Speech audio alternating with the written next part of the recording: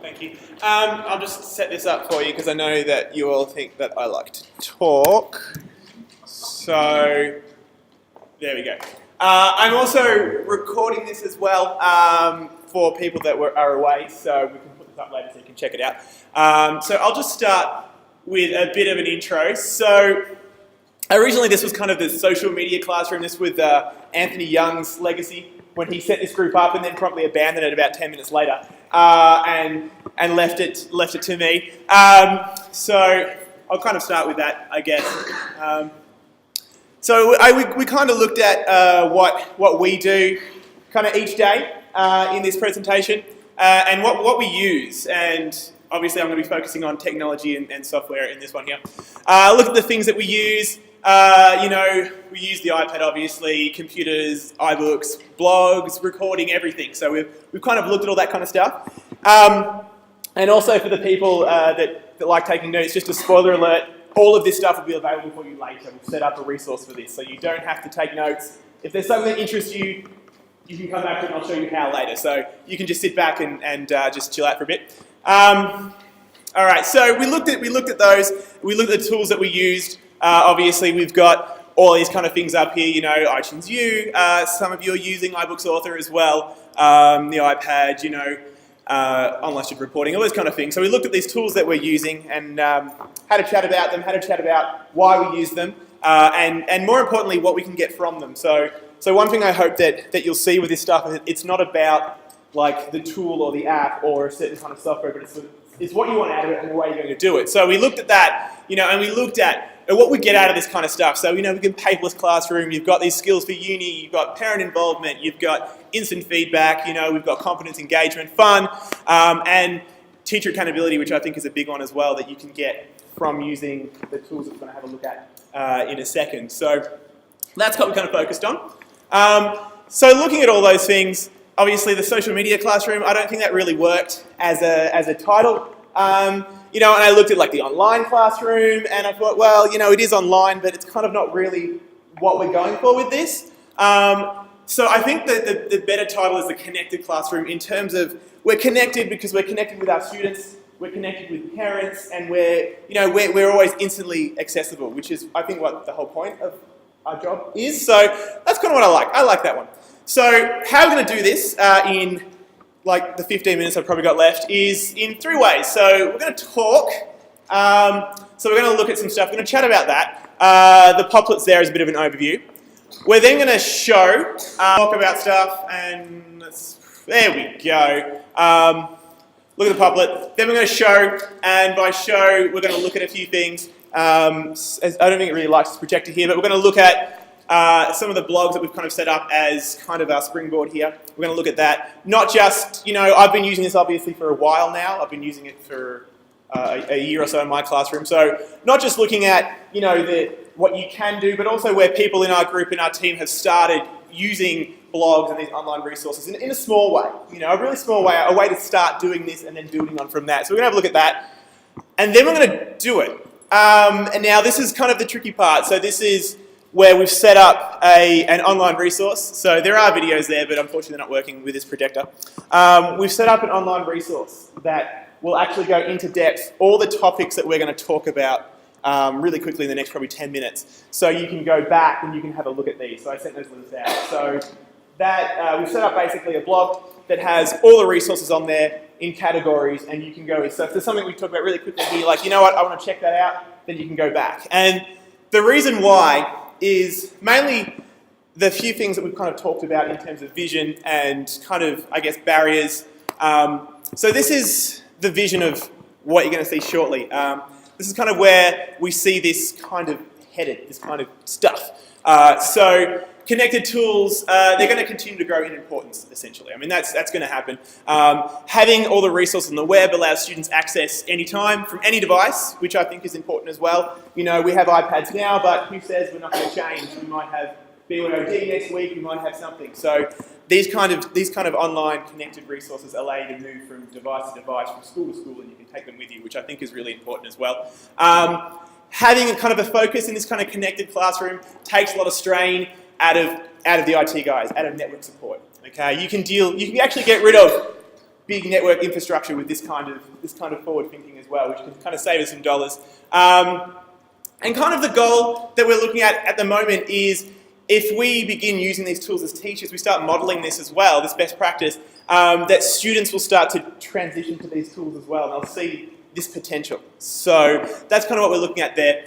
And then basically the end goal, I feel, with this kind of stuff is that students will start to use these kind of tools as their tool set, essentially, as their main tool set for their creation needs. You know, their information can be shared easily with teachers and peers for comments, from assessment. All right, and it opens up just the possibility for them to work anywhere, which I think is important where we live. Like it started snowing, today? So we could have a snow day tomorrow, but with this kind of tool set at their disposal, they don't have to worry about that. You know, they know that they can continue on their learning quite easily. So that's kind of the vision that we had with it.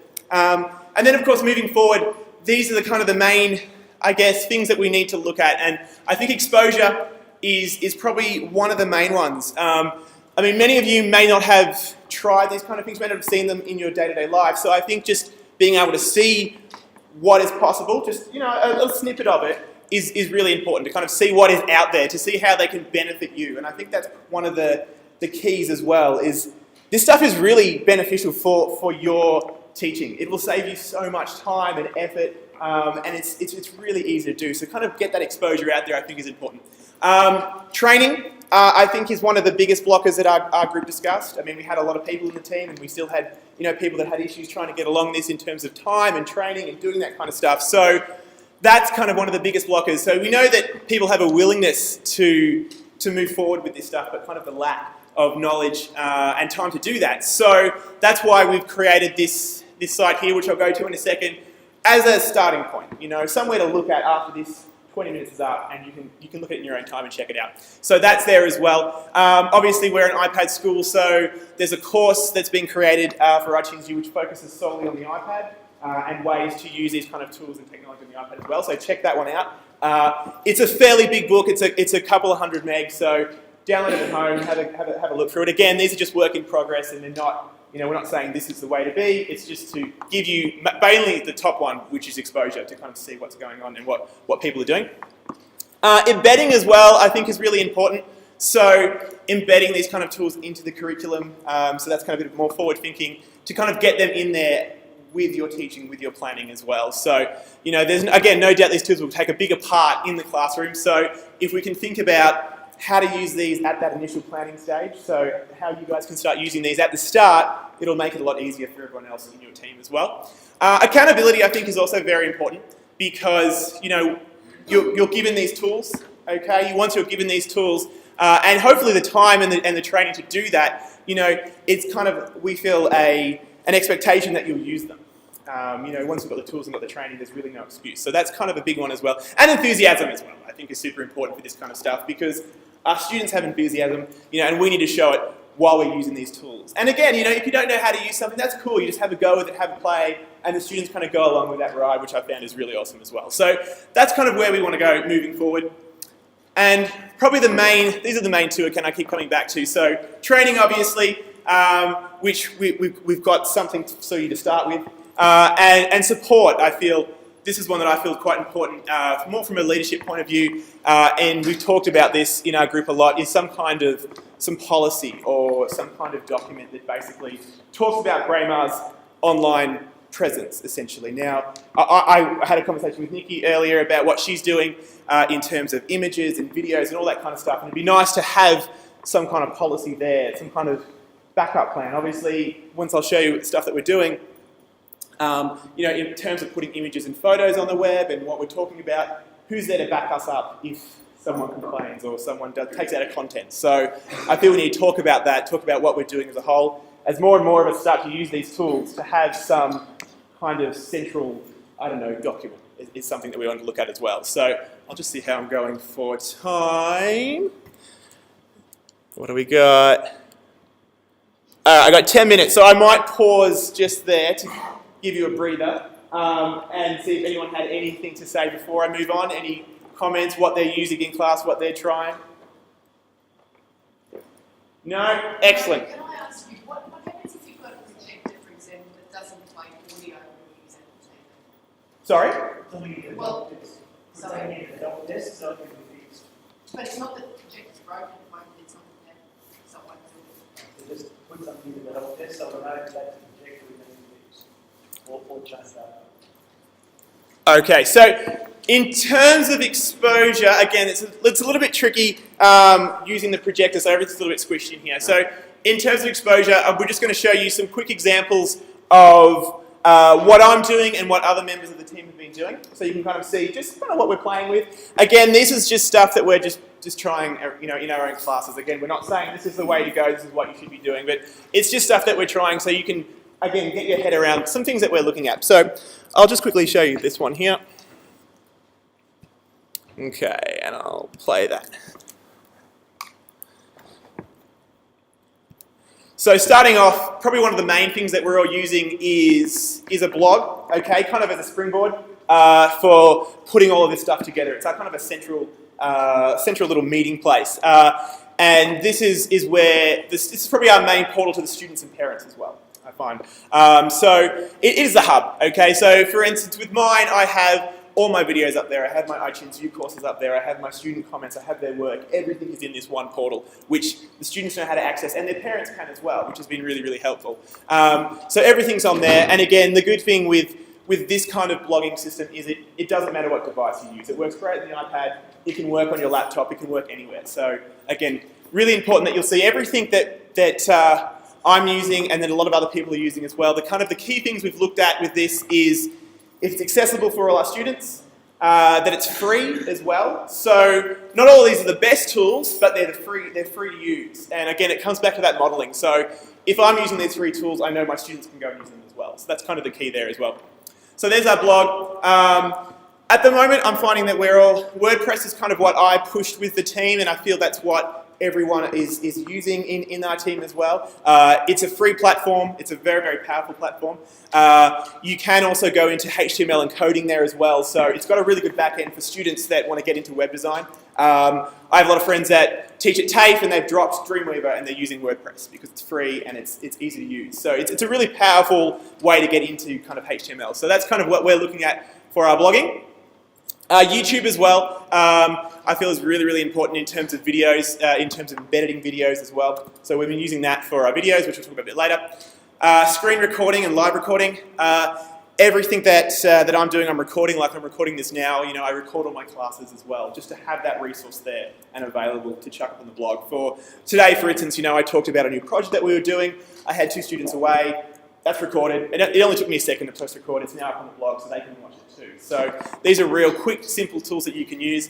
Podcasting is something fun that we're playing with as well, but we don't need to talk about that. Webcams, again, something that I was just playing around with, but these are tools that you guys can use. I was talking with a primary school the other week about how they're setting this up and putting it in their primary classes, again, for those needy parents to have a bit of a window in there. And analytics. So one of the advantages of all these online tools and all these connected tools is all these analytics are sorted out for you. Every single person that comes to your page looks at it. Every student that downloads some work that you've put up, that answered a question, it's all in there and it's all done for you. So I can see, again, I put a video up the other night for my students. I wanted them to watch it and then add a comment on it. I had a look this morning and I could see that 27 of them did. I saw the video, I saw how much they watched, I saw their comments, and that was all just one click. So your analytics are sorted for you as well, which is there and there. And then of course it's in the classroom. So like I've said, easy to use these kind of tools on any device, okay, which again is really, really key, I feel, for what we're trying to do here. The blog works good on the iPad, obviously. And then we've got multi-touch books, which I'm not going to go into now. And iTunes U as well, which I'm not going to go into now as well because they're on that resource. So in the classroom, obviously you've got a whole bunch of other online resources that you can use, depending on what we're doing. It's not all just about these tools like Twitter and, Today's Meet and Padlet and all those things that everyone are using. Obviously we start using those too as we go through. So I won't look at these books, I'm not going to look at iTunes U, I'm not going to look at me. And finally, obviously, recording everything. So this is another thing that we're doing too. So we're trying to record everything that we do, be it, lessons that we present, things that the students are doing, that units of work that I've got on the iPad there, just fun stuff that they're doing, okay, with just basically recording everything. So this one was a really successful one for me, where I had a few students in the class that were having trouble with understanding an assignment.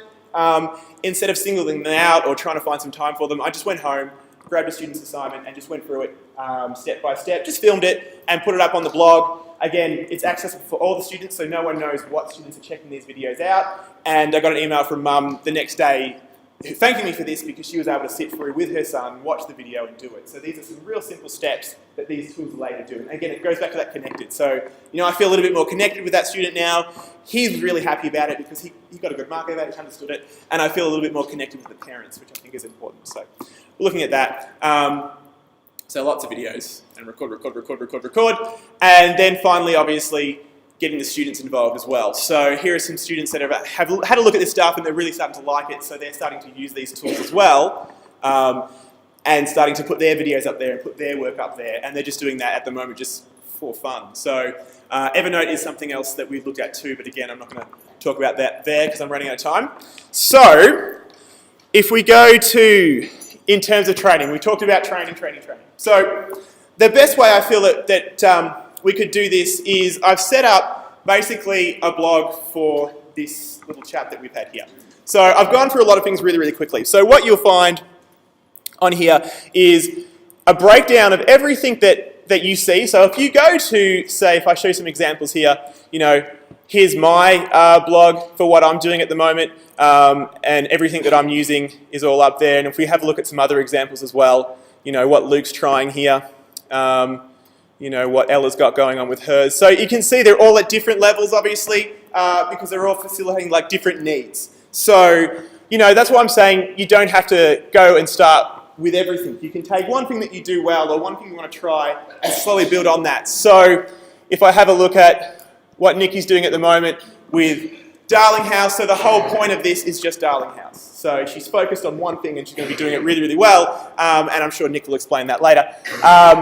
Or even what Mandy's doing with 5-6 Sport, a really simple way to connect with her students is just pictures of sport. So, we haven't got videos, we haven't got all this other stuff going on. We've got one thing that we're doing really well, and it's going to connect to these kids and it's going to connect to their parents, and it's just about sport. So you can start somewhere, start simply, and go from there. So, back to this one here. So what we've got here is a breakdown of everything that we've been using step by step, so you can look in more detail. Starting off with setting up blogs if that's what you're interested in. How you can actually start embedding them and start working a bit more in there. We've got stuff about YouTube and what we're doing with that. Stuff about how you can record and how you can record your screen, or this will actually answer your question as well, Carolyn. So that's all there as well, with examples, what we're doing. So it's not just, hey, try this out. Here are actual examples of what we've been doing, so you can see this kind of stuff in action.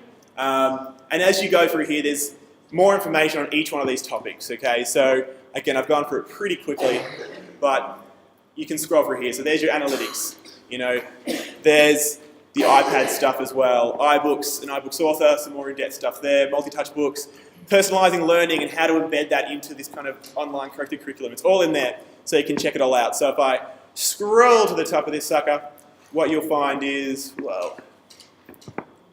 All right, if we go up here, there's your categories. So everything I quickly touched on now, everything that we looked at, you can kind of break down these categories and you can focus on those.